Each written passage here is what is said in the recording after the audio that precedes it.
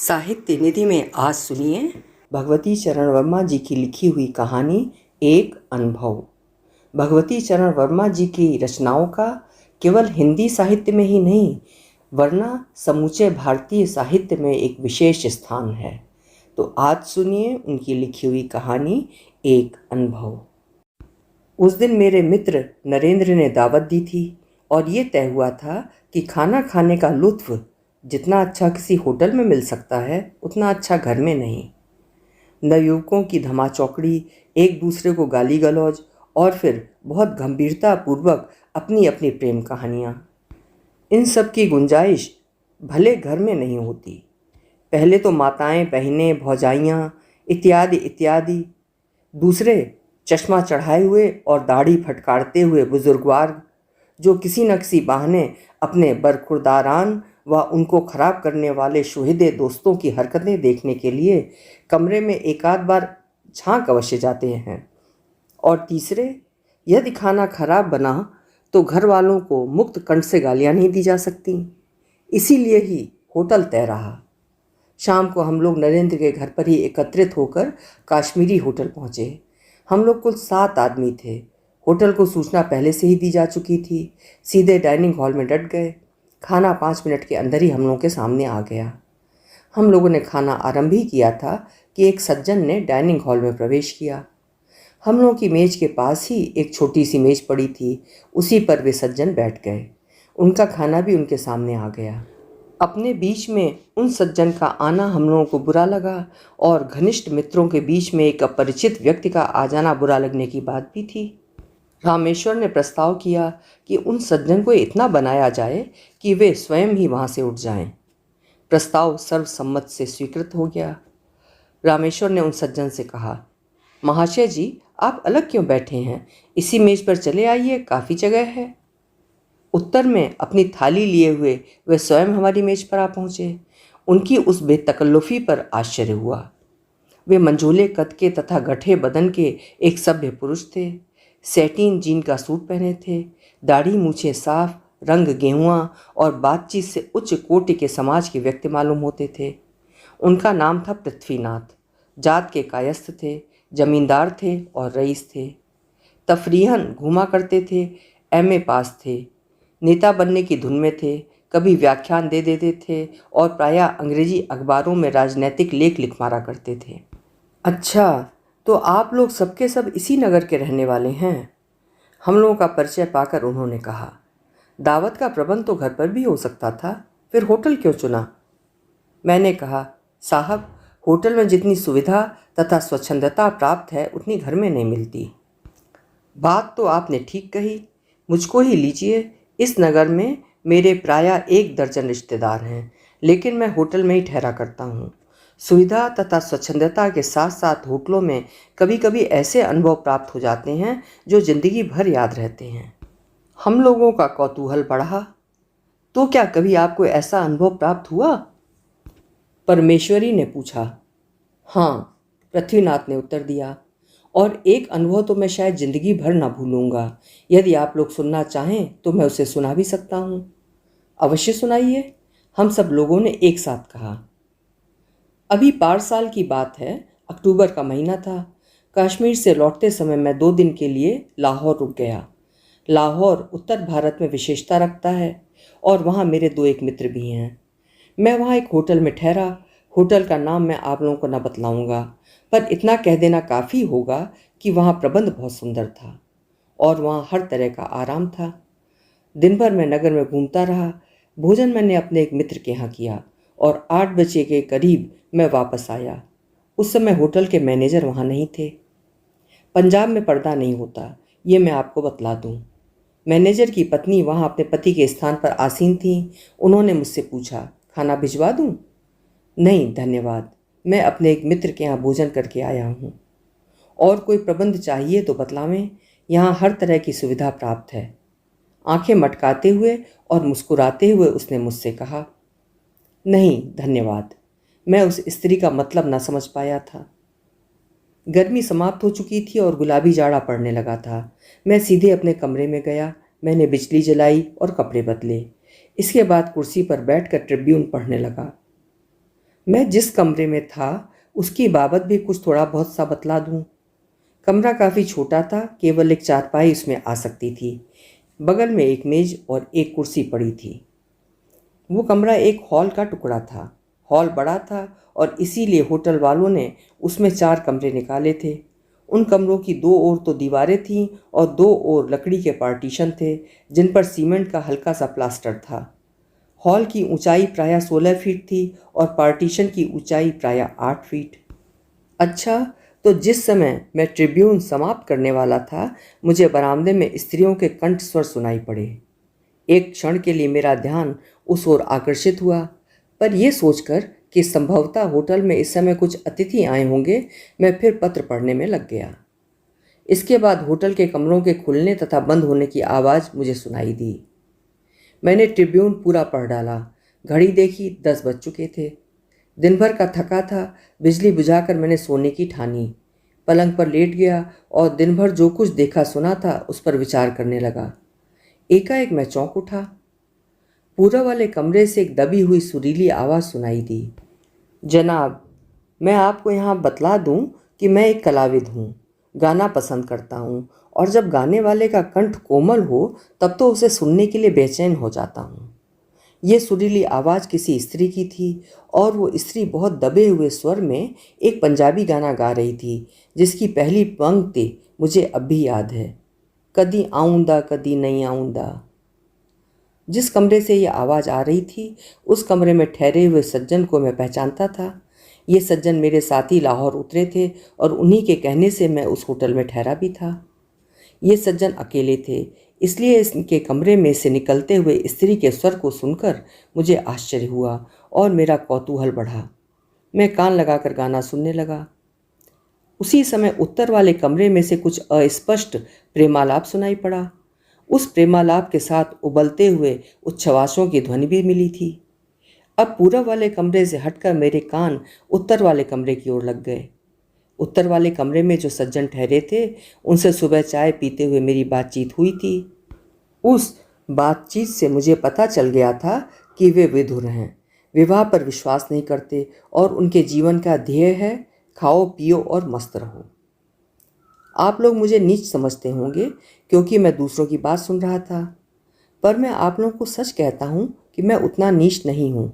मैं दूसरों की बात सुनने को कभी उत्सुक नहीं रहा हूँ और जो कुछ उन कमरों में हो रहा था वो नहीं सुनना चाहता था, पर पार्टीशन इतना नीचा था कि मैं सुनने को बाध्य था। हाँ, इतनी बात अवश्य थी कि मेरी आंखों से नींद गायब हो गई थी और लाख कोशिश करने पर भी मैं उधर से अपना ध्यान न हटा सकता था। एकाएक मेरी समझ में सारा रहस्य आ गया। मैनेजर की पत्नी का मुझसे पूछना, और कोई प्रबंध चाहिए तो बतलावें, स्त्रियों का कंठस्वर और कमरे का खुलना तथा बंद होना इत्यादि। उस समय मेरा सारा शरीर जल रहा था, सांस तेजी के साथ चलने लगी थी और चित्त बहुत अधिक उद्विग्न हो उठा था। जनाब, यहाँ पर मेरा आप लोगों को ये बतला देना अनुचित ना होगा कि मैं विवाहित हूँ और मेरे बाल बच्चे हैं। आज तक मैंने अपने को यदि विचारों में नहीं तो कर्मों में अवश्य पवित्र रखा है, पर उन दिनों मैं 2 महीने से घर से बाहर था और कश्मीर के जलवायु तथा फलों के कारण मेरा वजन करीब 7 पाउंड बढ़ गया था। मेरे चेहरे पर सुर्खी छा गई थी। मेरी अवस्था में आप लोग समझ ही सकते हैं कि उस कमरे में मेरा दम घुटना अस्वाभाविक न था। मैं उठ खड़ा हुआ। उठकर मैंने बिजली जलाई और द्वार खोला। ठंडी हवा का एक झोंका आया, पर उसका भी कोई विशेष असर न हुआ। मेरे कान लगातार दीवार की ओर लगे थे।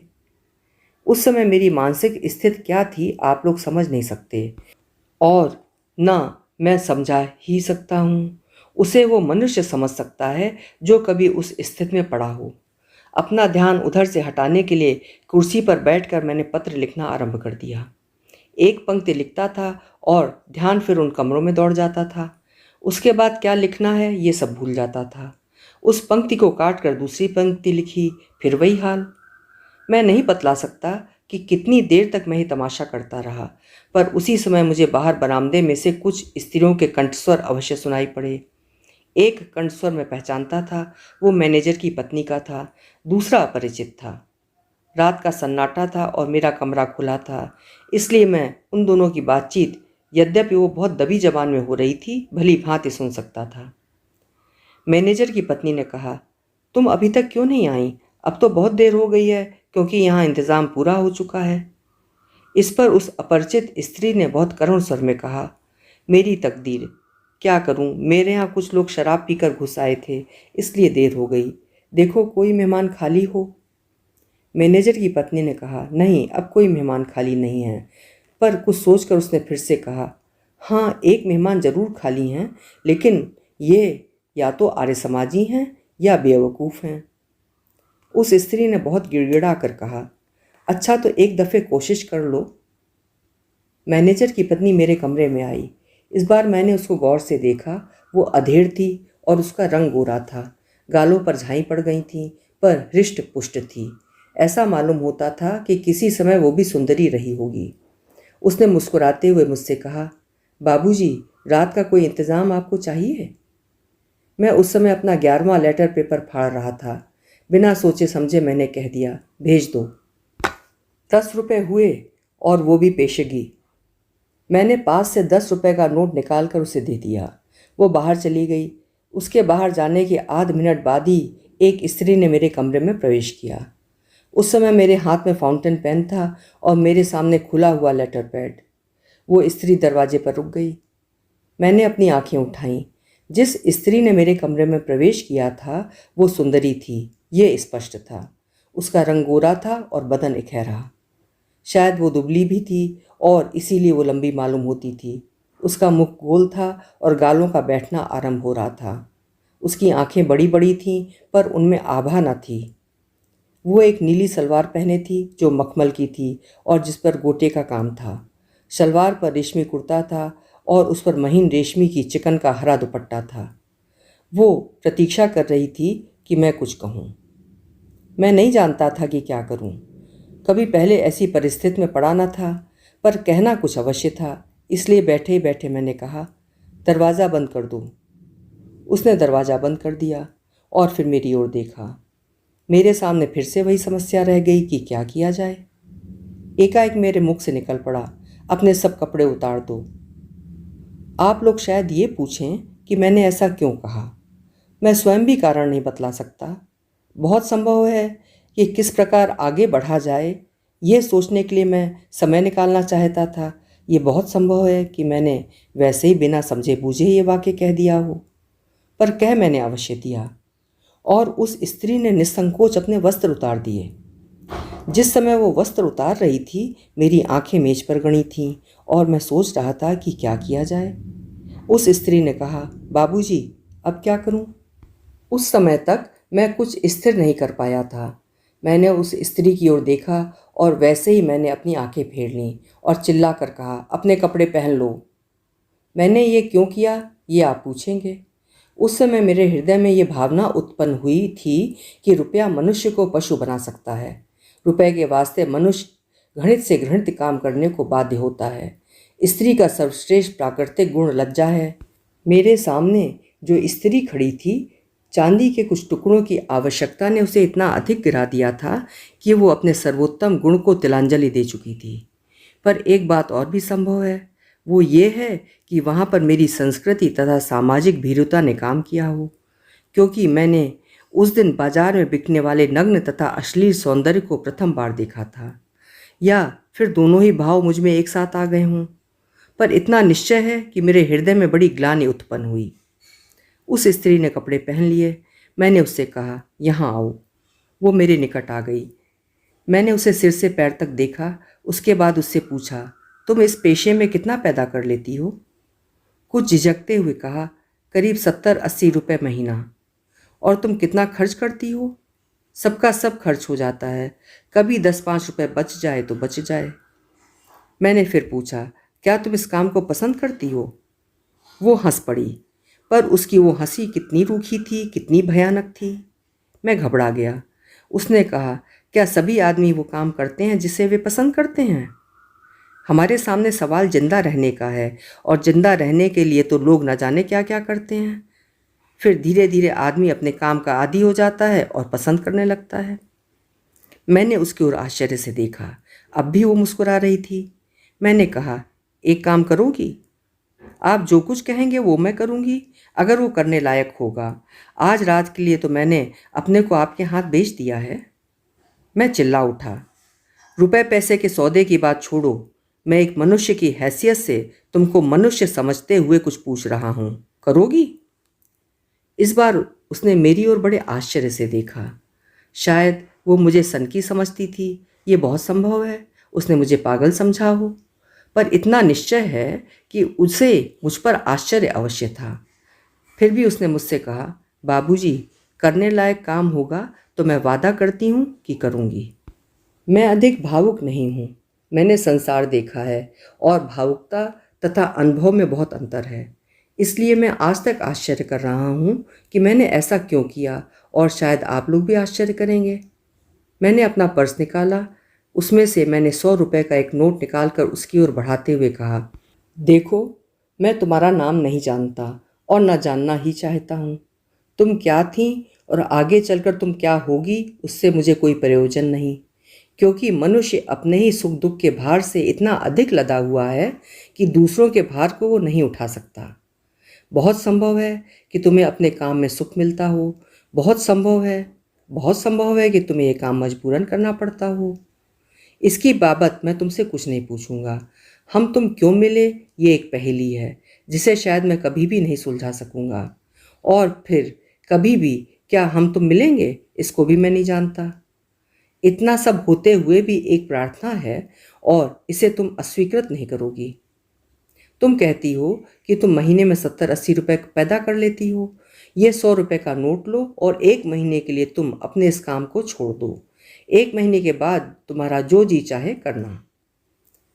इस बार उसकी मुस्कुराहट लोप हो गई। वो मुख जिस पर कामुकता हंस रही थी एकाएक पीला पड़ गया। मेरे सामने करुणा की एक प्रतिमूर्ति खड़ी थी।